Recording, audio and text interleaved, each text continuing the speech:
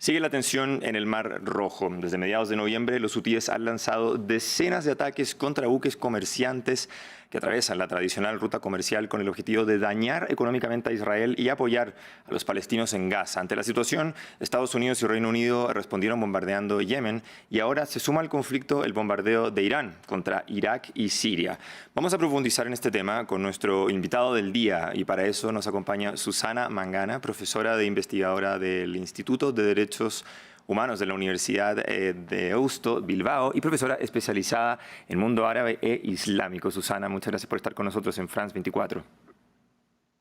Muy buenos días. Gracias a vosotros, Francisco, por este contacto. Muy buenos días. Quiero comenzar preguntándote, ¿se van sumando más elementos a la tensión en la región? ¿Qué podemos esperar entonces tras el reciente ataque de Irán en territorios de Siria e Irak? Bueno, evidentemente aquí lo que se ve es una pulseada entre las dos grandes potencias, Reino Unido y Estados Unidos, con otra potencia regional en Oriente Medio como es la República Islámica de Irán, que es quien financia, quien entrena y quien respalda también a grupos y paramilitares, por ejemplo, o milicianos como son Hezbollah, el Partido de Dios, que es un partido político y guerrilla o milicia armada en el Líbano, pero también a Hamas en Gaza, y tenemos también ahora al grupo de los hutíes, que adoptan el nombre de su fundador, Hussein al-Houthi, una tribu enfrentada también al poder en Yemen, en el país en el que están operando desde por lo menos principios del 90, desde que estalló una guerra civil entre el norte de Yemen y el sur de Yemen. Lo que vemos ahora en el Mar Rojo es una pugna entre Estados Unidos, Reino Unido con Irán, pero están, digamos, utilizando territorios ajenos a ellos, por ejemplo, Irak, Siria, y en el caso del atentado o el ataque de ayer perpetrado por Irán, ellos esgrimen que estaban atacando posiciones de espionaje israelí, se refieren al famoso Mossad israelí en territorio del Kurdistán iraquí, en Irbil, en el norte de Irak. Susana, ¿podríamos decir que estamos realmente frente a una nueva fase de la guerra entre Israel y Hamas? ¿Se expande el conflicto oficialmente fuera de Medio Oriente? Bueno, yo creo que la tensión que origina esta guerra de Israel contra Hamas, pero que la están pagando, que la están sufriendo todos los habitantes de Gaza, no solo los milicianos de Hamas, sino también los civiles inocentes que residen en Gaza y, cómo no, también el hostigamiento que hay a palestinos en Cisjordania. Es decir, esta escalada en el propio conflicto entre Hamas e Israel se ha desparramado, se ha desbordado y ha derramado hacia países vecinos como puede ser el Líbano, como es ahora también el Mar Rojo, que sabemos que es una supervía estratégica para el comercio marítimo. El 15% del comercio marítimo pues transcurre por el Canal de Suez y también ese Golfo de Adén. Y por tanto es una ruta muy, muy importante y es lo que están protegiendo también Estados Unidos y el Reino Unido cuando bombardean posiciones de los hutíes que dicen estar torpedeando de alguna manera la llegada de buques y de cargueros que llevan, entre otras cosas, armas a los puertos de Israel, pero también otro tipo de mercancías. Ellos aducen, los hutíes, que solo están atacando a los buques que tienen una relación con Israel, pero también es cierto que desde el 2015 que hay una guerra latente en Yemen, lanzada por Arabia Saudí con la connivencia de Occidente contra los hutíes, pues entonces sabemos que es ese lugar de disputa entre Arabia Saudí e Irán. Es decir, están moviendo sus peones útiles en un tablero de ajedrez que, por culpa también de este conflicto, pues ese nivel de escalada de tensiones cada vez es más elevado. Tú hablabas justamente de la importancia de esta ruta en el Mar Rojo. ¿Cuál ha sido el papel de Irán entonces frente a esta tensión en este lugar? Bueno, Irán ha utilizado siempre como caballito de batalla la defensa de la causa palestina, aunque después sabemos muy bien que los ayatolás no están dispuestos a lanzar esa guerra contra Israel, porque saben que estarían prácticamente solos, no solo contra Israel, sino contra Israel y su aliado en Occidente, que es Estados Unidos, pero al que se sumarían muy rápidamente países como Canadá, el Reino Unido o la propia Alemania, es decir, la Unión Europea. Lo que ocurre es que Irán está aprovechando a río revuelto, ganancia de pescadores, ahora con el conflicto de Gaza, Gaza, lo que está haciendo es financiando todavía más a los hutíes para que sigan, bueno, pues molestando, haciendo ruido ahí en el Mar Rojo, como una llamada de atención a la comunidad internacional, pero también jugando a ser un actor clave, un actor regional, que ya lo es en Oriente Medio. Recordemos que Irán es un rival serio y muy importante para la monarquía saudí. Entonces, los saudíes, la Casa Real saudí, es mucho más cercana a la administración de turno estadounidense. Así que es un papel importante, es un papel que molesta a Occidente, pero ahí tenemos también la cuerda de tensiones siempre latente entre Estados Unidos, Europa e Irán por el programa nuclear. Hablemos nuevamente de los bombardeos entre los hutíes y Occidente. ¿Era necesario por parte de Estados Unidos y Reino Unido lanzar este ataque?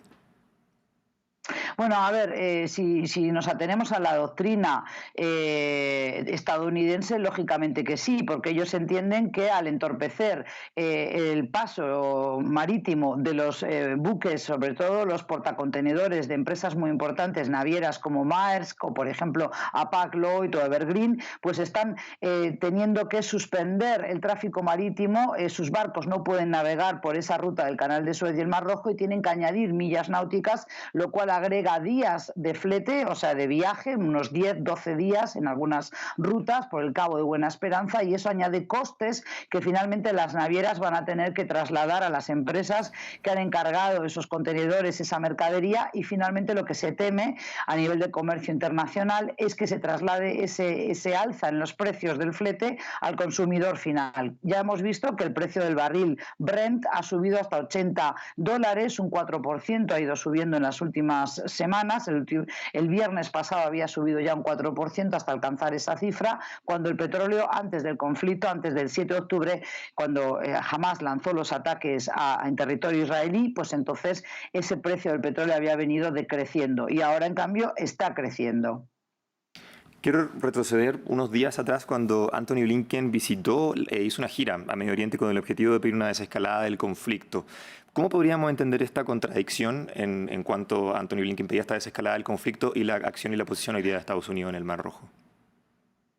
Y son las contradicciones a las que nos tienen acostumbrados las grandes potencias, que siempre miran por sus intereses. Me acababas de preguntar si era necesario ese ataque. Yo pregunto, ¿por qué ahora, cuando la guerra en Yemen lleva enquistada desde el 2015, cuando compra armas Arabia Saudí a Estados Unidos, pero también a Francia o a la propia España, y sabemos que las van a utilizar contra población yemení sumamente empobrecida, pero que además haya habido brotes de cólera, que han padecido un sufrimiento horrendo, es todavía una guerra de desgaste? ¿Por qué ahora este bombardeo? No es para proteger los derechos humanos, es para proteger las vías marítimas de ese comercio internacional. Entonces, bueno, pues efectivamente ahora lo que vemos es que el Mar Rojo se ha vuelto otro lugar estratégico para ese comercio marítimo, y es lo que están allí defendiendo estas potencias, y por supuesto que también Irán hace su juego. Claramente los hutíes no pueden oponer una resistencia militar ni a Israel ni a Estados Unidos juntos, mucho menos tampoco si se suman países como Canadá o el Reino Unido, pero lo que hay que tener en cuenta es que Blinken después quiere convencer a los propios líderes del mundo árabe de que no deben permitir la escalada de tensiones, pero a su vez su país sigue torpedeando, sigue bombardeando, en este caso a los hutíes, pero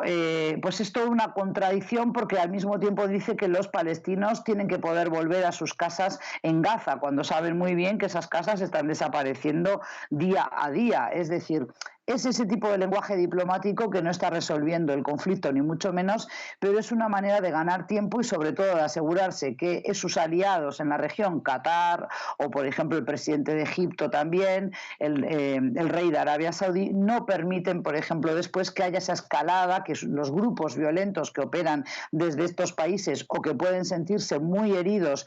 por las imágenes que llegan desde Gaza, muy soliviantados, y por tanto querer hacer algún tipo de golpe magistral para defender a los palestinos, pero también visibilizar esa causa, pues para mantenerlos a raya. Pero como digo, son contradicciones, Francisco, a las que ya debiéramos estar acostumbrados en Occidente, porque las vienen realizando desde hace muchísimo tiempo. Exactamente. Susana, la empresa Tesla anunció que paralizará momentáneamente su fábrica de producción en Alemania, y lo mismo hizo Suzuki en Hungría, debido por supuesto a estos conflictos en el Mar Rojo y la cadena de suministros. ¿Podríamos esperar anuncios parecidos de otras empresas como este, por ejemplo, en el futuro?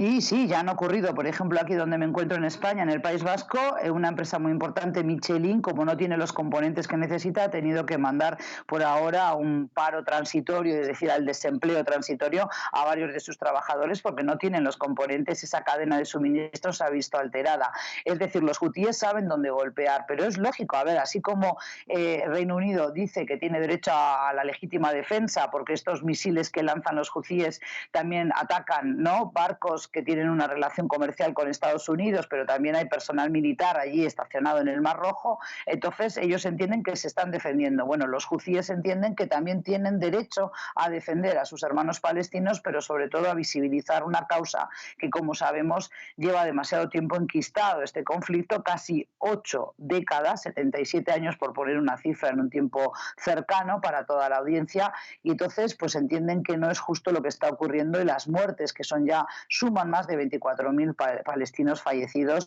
desde hace 102 días hoy que se cumplen de conflicto.